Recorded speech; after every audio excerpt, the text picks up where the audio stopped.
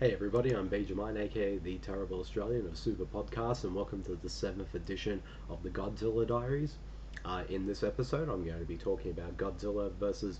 HEDORAH and Godzilla vs. Gigan. Now let's go right into Godzilla vs. HEDORAH, or it's also known in other places as Godzilla vs. the Smog Monster.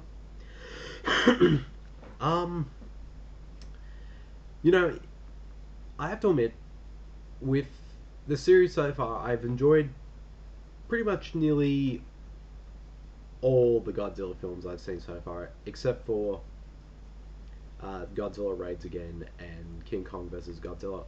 So I knew at some point there's going to be like a time when the quality of the Godzilla films is going to go down really bad. It sort of started with the last one I talked about in the previous episode, All Monsters Attack, which I thought was pretty awful. Now, that trend continues with Godzilla vs. HEDORAH, which I have to admit, I think this movie is a mess. Like it is, like this is a film. Well, the villain in the film HEDORAH is sort of this creature that was created because of all the pollution in Tokyo. Somehow created this monster known as HEDORAH. And there's a lot of interesting elements in that, like about the way we treat, about how pollution uh, can do, like create.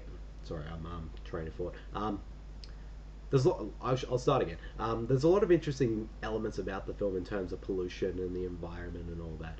And this film definitely has a very environmental message and is very anti-pollution, which I don't mind because one of the other films I talked about previously, Son of Godzilla, actually had an environmental message in that as well. And I will have to say that was actually done much better in that film than it was in this one. This is they just pretty much hammer the message in this, and hammer it in so much during the film that it just comes off feeling very heavy-handed and kind of preachy. And there's always shots of just pollution and just the way the environment is destroyed. It just like it is an important subject, and I will give the film credit for actually tackling that, but I just felt like it just did it in a way that just was poorly done, and also the film just is pretty boring as well.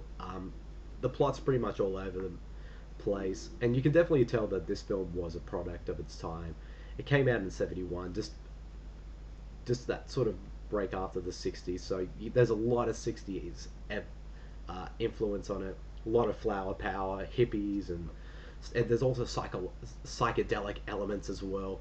And there's just some really bizarre moments as well. Like the film pretty much opens with kind of like a James Bond kind of opening credits scene, and has a woman just singing a song over the credits.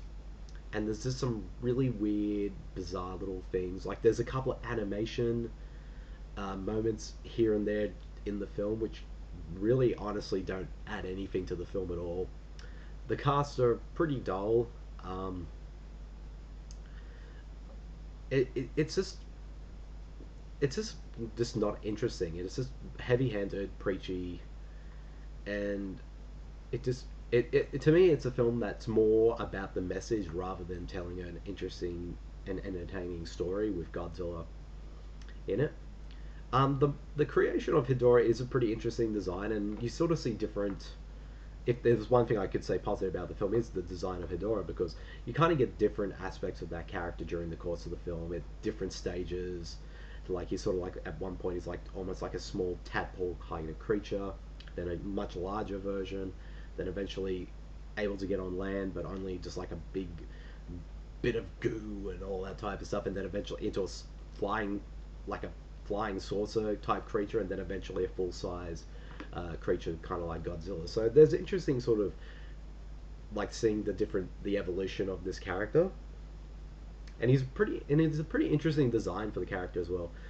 And but to and there are like this hit sort of the final battle between him and Godzilla is okay, but it's it's just not really all that interesting.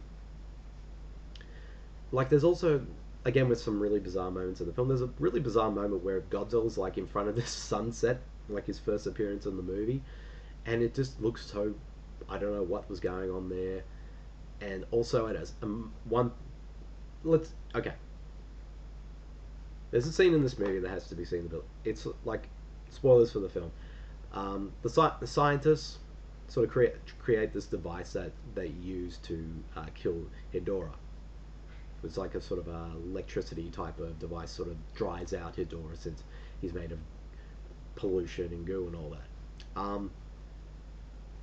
And eventually, like, Godzilla helps out by using his fire because they can't get the humans can't the military can't get the thing going because the power's out. So Godzilla comes in, and which is, I think, it's one of the cooler moments of the film when he actually uses his fire breath to restart this device and use it to kill HEDORAH. But uh, HEDORAH plays possum, escapes, and Godzilla goes after him, and then for probably the most what the fuck moment in the entire movie is when Godzilla actually uses his fire breath to make himself fly. And he does it not once, but twice during the last half of the movie.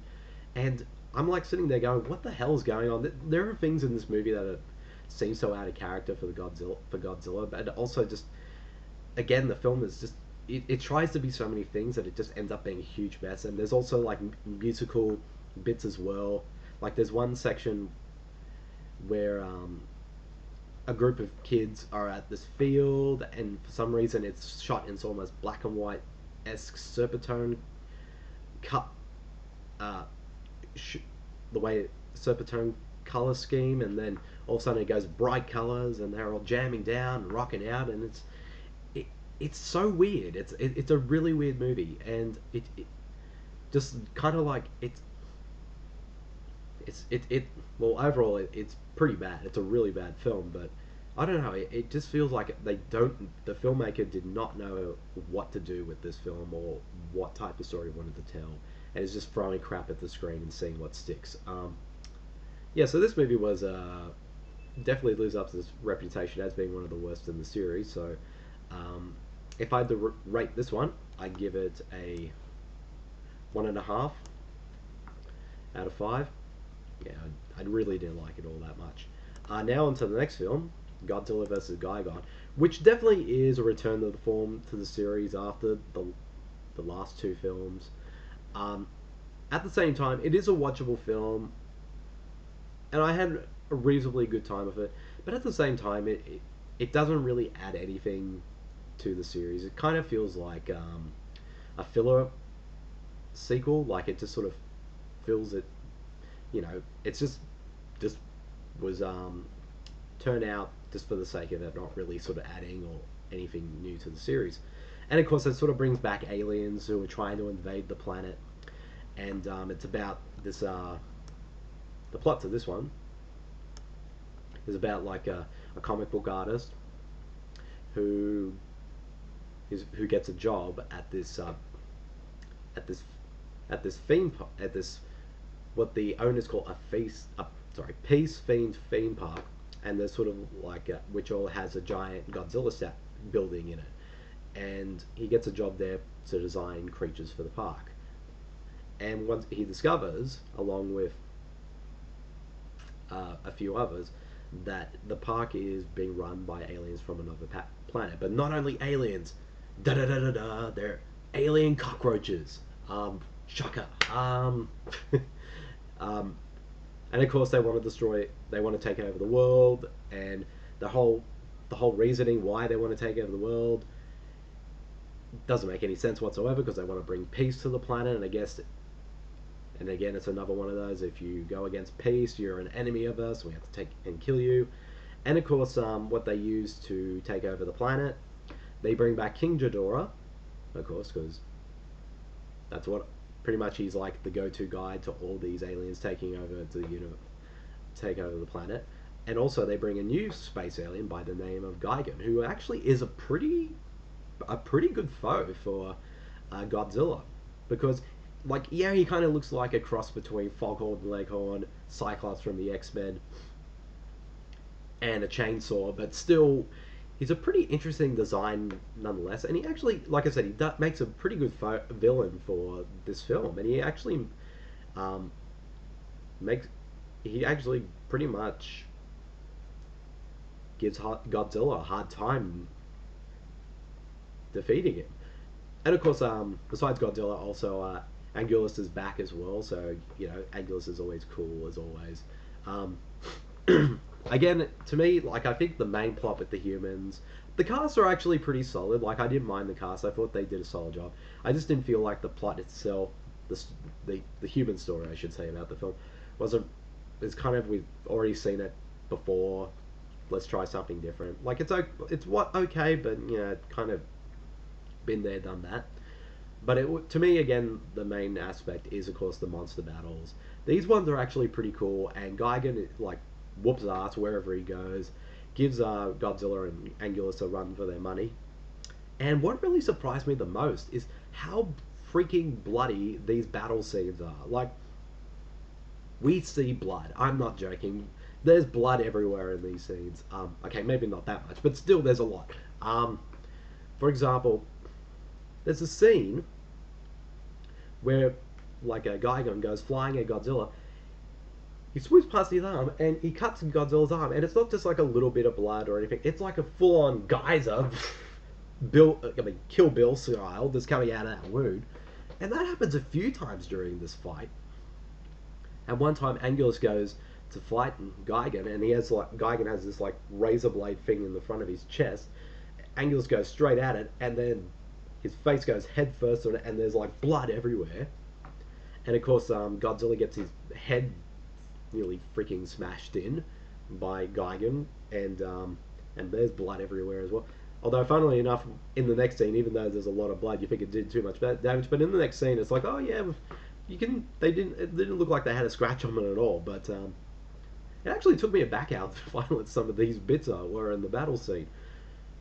But it was a pretty cool monster fight, and King Ghidorah sort of kicks ass as well.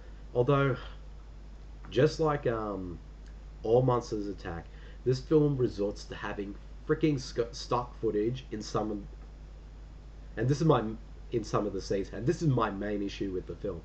Like, they use scenes and shots that were used in Invasion of the Astro Monster and Destroy All Monsters and Ghidorah the Three-Headed Monster. They reuse footage from some of the battle scenes in those three films into some of the scenes in here. And, like, for example, there's a scene where Angulus fights Ghidorah, and it's the exact same footage from Destroy All Monsters, with Angulus biting Ghidorah and Ghidorah flying up, and Angulus sort of still attached to Ghidorah. Like, all those scenes are reused again, and I do not understand why they're doing that. Like, I understand from what I read, it's more of a to save money, but at the same time, it's just pointless and annoying, and it just sticks out like a sore thumb, especially when someone like me, who's been watching this entire series pretty much back to back the last 2 weeks. So it's just so annoying seeing that, and I don't know why they do it. It just pisses me off, to be honest, and I hope they don't do it any more in the next couple of films, because if they do, I'm going to be pretty mad. Yeah, so you could call this movie stock footage, the movie part 2. But overall, Godzilla vs. Gigan is an okay installment in the series, but not really one that write home about, except for the battle scenes, of course, which were pretty cool and pretty bloody. It's okay, but yeah, it's okay. Like, that's pretty much, I can sum it up. If I had to rate this one, I give it a 3 out of 5.